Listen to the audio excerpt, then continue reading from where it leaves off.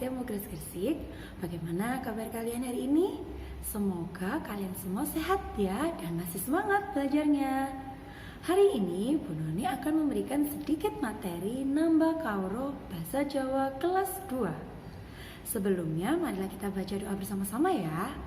Bismillahirrahmanirrahim. Raditu billahi robba wa bil islami dina wa bi muhammadin nabiyya wa rasula. Rabbi zidni ilma warzuqni fahma waj'alni min ibadikas sholihin. Untuk selanjutnya, kalian simak video materi berikut ini ya. Nambah kauro jenise tanduran basa Jawa kelas loro. Nah, ning kene Bu Guru bakal jelasno jenise tanduran-tanduran sing kalian kabeh kudu ngerti. Sing pertama ana jenise tanduran hias. Tanduran hias iki ana rong macem, ana gegodhongan lan kekembangan. Selanjutnya ana tanduran toga. Sing ketelu ana tanduran jenis sayuran. Sing kepapat ana jenis tanduran woh-wohan. Lan sing kelima ana jenis tanduran pengayom. Ayo disimak bareng-bareng ya penjelasan lan contohe teko Bu Guru. Tanduran hias ana rong macem, yaiku kekembangan lan gegodhongan. Nek kekembangan tanduran hias sing ngasilno kembang. Contohnya apa? Ana kembang melati, kembang mawar, utawa kembang dahlia. Nah, biasane tanduran kekembangan iki duwe mahkota sing warna-warni. Ana putih, abang, kuning, pink, ungu lan liyan-liyane. Nah, biasane tanduran hias sing kekembangan iki duwe ambu sing wangi. Ya, dieling-eling ya.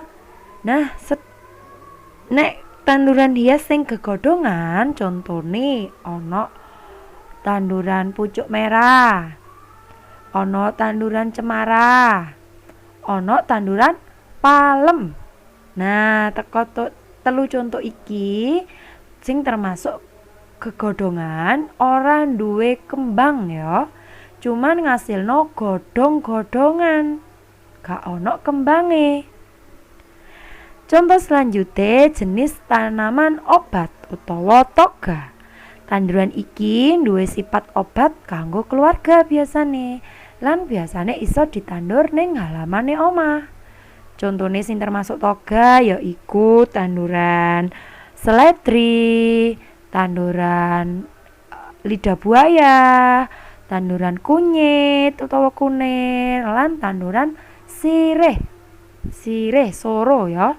Nah, tanduran-tanduran toga iki iso dimanfaatno gawe obat pas kene lara kaya panas dalam, watuk, pilek lan liyan-liyane. Jenis selanjutnya yaiku jenis tanduran sayuran. Tanduran sayuran iki iso dimanfaatno gawe sayur, iso dimasak karo ibu ning pawon. Contohnya apa? Ana lombok, wortel, jagung, tomat, bawang, sawi, kangkung lan liyan-liyane. Jenis tanduran selanjutnya yaiku tanduran woh-wohan. Tanduran sing bisa ngetokno woh-wohan lan iso dipangan. Contone ana tanduran pelem, tanduran gedang, tanduran jambu utawa tanduran belimbing. Nah, tanduran woh-wohan iki biasane gampang ditandur ning halamane omah. Ayo, sapa sing ning omahe ana tanduran woh-wohan? Selanjutnya ana jenis tanduran pengayom utawa tanduran sing gunane gawe melindungi sebagai pelindung.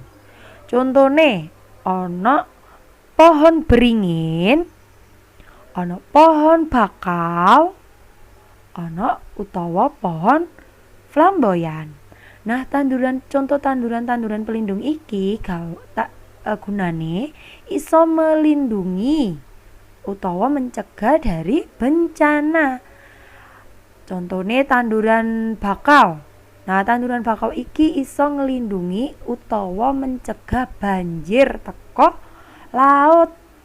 Nah, contoh liyane iku pohon beringin iso ngelindungi teko panas.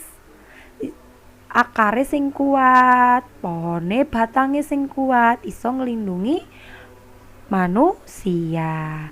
Nah, iku mau contoh jenis-jenis tanduran sing kalian kabeh kudu weruh lan iso bedakno jenis-jenise. Tugase saiki kalian kerjakno, ojo lali ditulis jenenge lan dikirim ning guru mapel kalian masing-masing. Matur suwun. Nah, itu tadi nambah kauro materi bahasa Jawa kelas 2. Semoga kalian semua bisa memahami ya. Jangan lupa tugasnya dikerjakan lalu dikirimkan ke guru bahasa Jawa kalian masing-masing. Bunda Nani undur diri. Terima kasih. Wassalamualaikum warahmatullahi wabarakatuh.